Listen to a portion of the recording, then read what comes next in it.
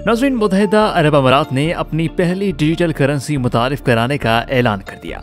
मरकजी बैंक के मुताबिक साल 2026 में मुल्क की पहली डिजिटल करेंसी मुतारिफ कराई जाएगी।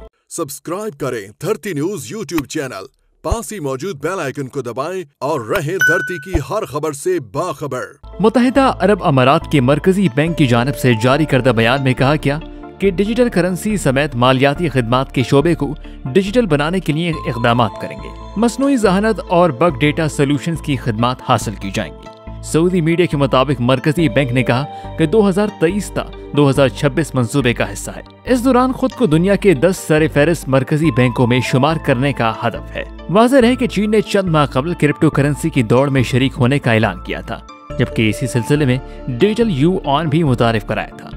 उधर अमेरिका, बरतानिया और यूरोपीय यूनियन भी डिजिटल करेंसियां मुतारिफ कराने पर गौर कर रही हैं।